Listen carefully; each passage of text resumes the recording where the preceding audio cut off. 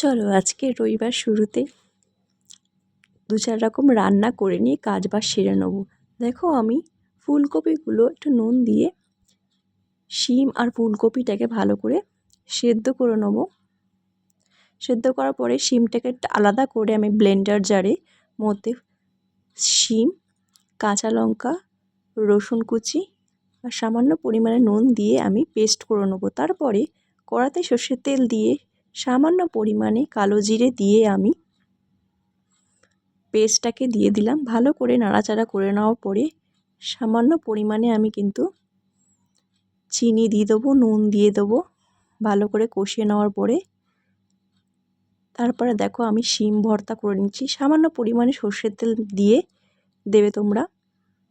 তারপরে চলো চিকেনটাও আমি রান্না করে নিচ্ছি। চিকেন ম্যারিনেট করার জন্য আমি সব রকম মশলা দিয়ে দিলাম, দিয়ে ভালো করে আদা রসুন পেস্ট দিয়ে ম্যারিনেট করে রেখে দিলাম। তারপরে ফুলকপির বড়া ব্যাটারটাও করে নিলাম।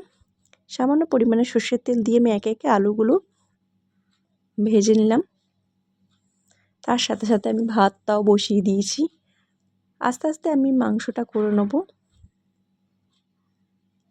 গোটা গরম মশলা দেওয়ার পরে দেখো আমি পেঁয়াজ কুচি দিয়ে দিয়েছি। পেঁয়াজটা যখন নাড়াচাড়া করে নেওয়ার পরে দেখো গোল্ডেন ব্রাউন হয়ে যাবে। ভালো করে নাড়াচাড়া করে নেওয়ার পরে দেখো আমি মাংসটা দিয়ে দিলাম, ম্যারিনেট করা মাংস।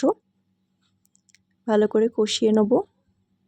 কষিয়ে নেওয়ার পরে আমি দেখো একে একে গুঁড়ো মশলাগুলোও আমি দিয়ে দিলাম।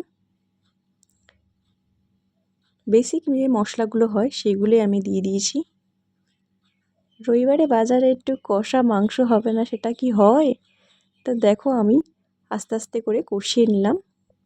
দিয়ে আমি ভাজা আলুগুলো দিয়ে দেখো আমার মাংসের সাথে সাথে গরম জলও হচ্ছে। তারপরে টমেটো কুচি দিয়ে গরম জলটা ঢেলে দিলাম। দেখো আমার মাংস রেডি। তারপরে মনে হলো যে কিছুটা সময় আছে, আমি ভাজা মশলাটাকে একটুখানি গুঁড়ো করে নেব। আমার ভাজা মশলাটা একদম শেষ হয়ে গেছিলো।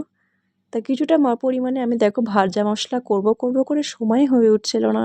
সেই জন্য ভাবলাম আজকে রবিবারে বাজার, তো মশলাটা আমি পিষেই নিই। তারপর লাস্ট শেষে আমি দেখো বড়াও ভেজে নিলাম ফুলকপির